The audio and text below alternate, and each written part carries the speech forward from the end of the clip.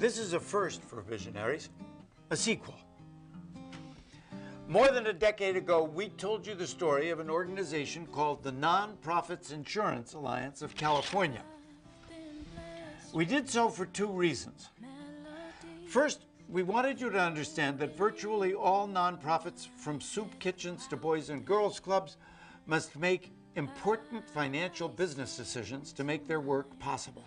The second reason was that we wanted to inspire you with a powerful story of social entrepreneurialism. Well, it turns out that the story just keeps getting better. Come with us now across America to meet the beneficiaries of Pamela Davis's work and see how a single good idea has grown into one of the most successful nonprofit organizations in America. We are a group of companies now. We started out as one, NIAC, and we are now 4 companies, and they're all 501c3 nonprofit organizations. Companies that most organizations know about are NIAC, Nonprofits Insurance Alliance of California, and ANI, Alliance of Nonprofits for Insurance Risk Retention Group. One of the things that people really don't understand is that while nonprofits can go out and deliver services to individuals, in order for that to continue on over time, we've got to have an infrastructure, an entity there that goes on for time.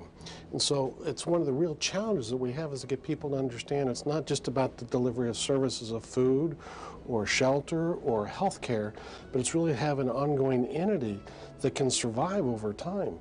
Every day, a nonprofit organization is going to touch you somewhere in your community. It's amazing that you really can't get through a day without some nonprofit touching you in some way. We were very proud when we heard that NIAC had started in Santa Cruz because it's a nonprofit insurance company, and it was unheard of in 1989 when it got started.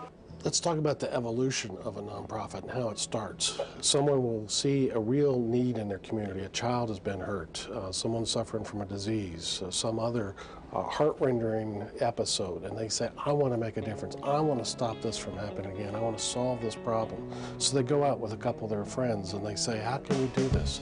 It's the grand American tradition, trying to help others in their community. California Gray Bears was started in 1973 by a couple of UCSC students and a couple of seniors who had excess produce in their gardens to share. So they started distributing their garden surplus, and then they decided that, well, there are so many people in need. They went to the local farmers and asked if they could have the stuff that was left over in the fields, and the farmers said, sure. Produce more than they can sell, so they donated to Gray Bears, and we distributed it to the elderly and people who are hungry.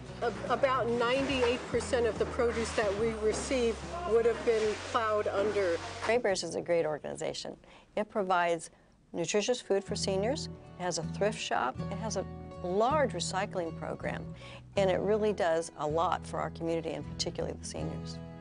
We receive any e-waste here. We take microwaves, vacuum cleaners, televisions, computers, and then we tear the towers down here and then sell those as parts for the copper and the gold and the silver and the mercury.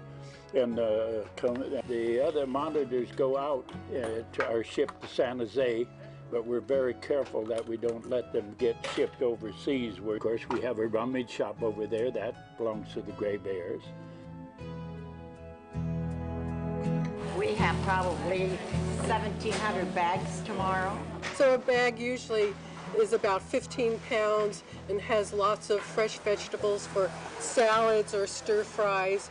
Plus everyone gets a loaf of bread, and those bags get delivered to their homes by shut-in drivers. And we have about 50 shut-in drivers who go all around the county and deliver bags. Then we have another 50 distribution sites where another 50 drivers or so go and deliver bags where people who are ambulatory can come pick up their bag themselves. We couldn't deliver this food if it weren't for the volunteers.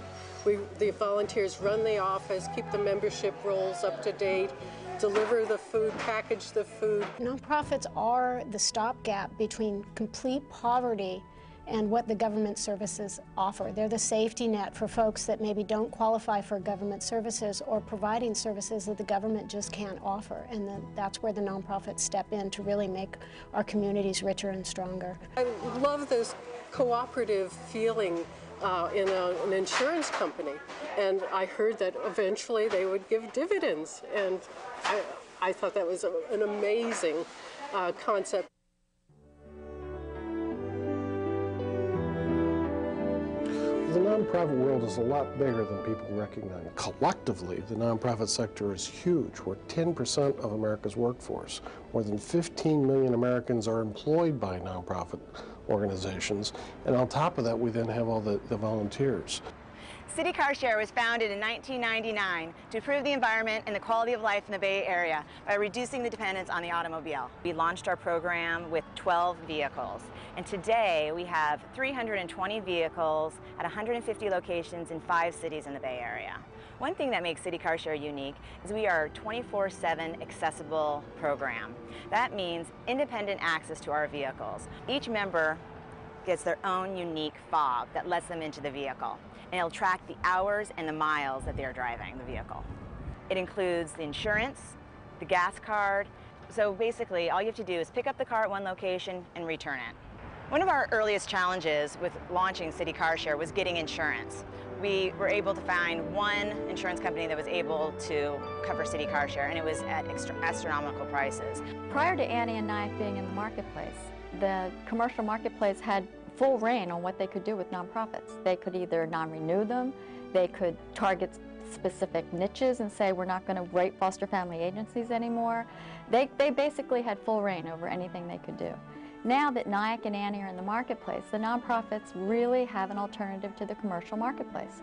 So what happens is, even regardless whether a nonprofit's insured with us or not, they're benefiting from us being in the marketplace. In the first year and a half, we had approximately 4 different insurance companies that dropped us for various reasons, even though we had a very good loss run and low accident rate. The commercial market was basically saying nonprofits were high risk. And they just kept saying that, and people just came to believe it.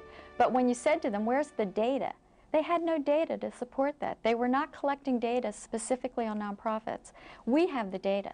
So no one can ever say that about nonprofits anymore. We know that they're well managed. It wasn't until we found NIAC in 2002 that we were able to find a partner that would stick with us through the long haul. We have a very experienced underwriting staff here. So when we look at a submission that comes in, we can understand, we can kind of read between the lines a lot more than I think a lot of standard insurance carriers can, because we're so experienced in this.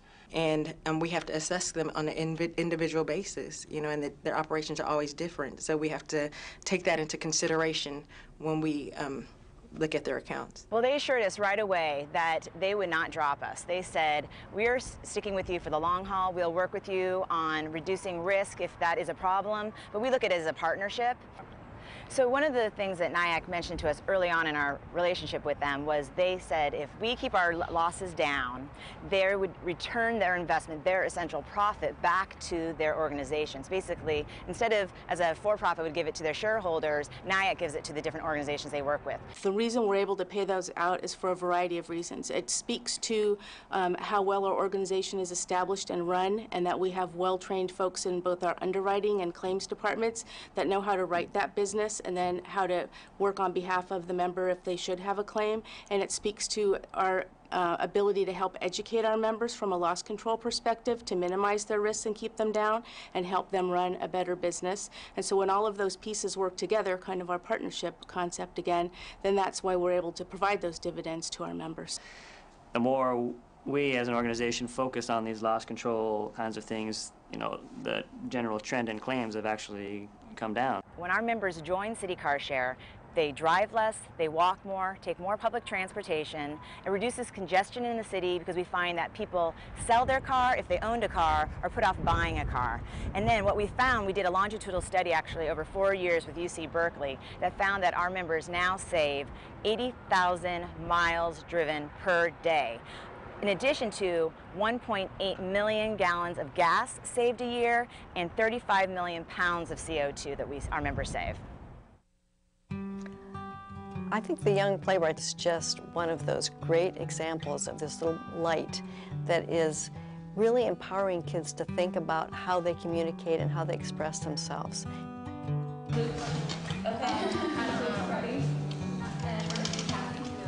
He's the kind of guy that was always afraid of affection.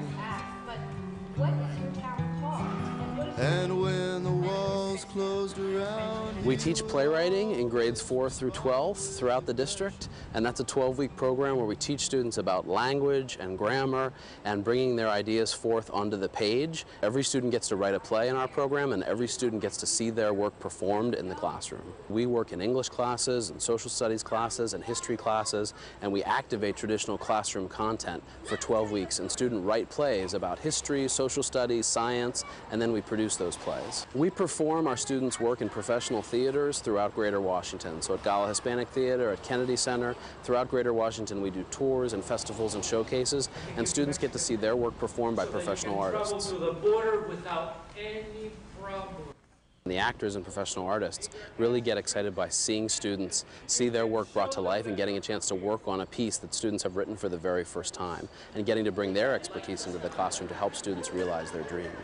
We really strive through our program to give students the tools they need to engage the world around them. So the tools that they need to communicate, to express themselves clearly and creatively, and to engage as an active participant in their education. All nonprofits aren't just charities. We're really empowering and strengthening young people, that we're preparing them to be active participants in society, to be better communicators, to be better citizens. And with a full-time staff of 4, we don't have enough time to really focus on a lot of infrastructure issues that larger organizations can, and so the support that we get is really, really critical.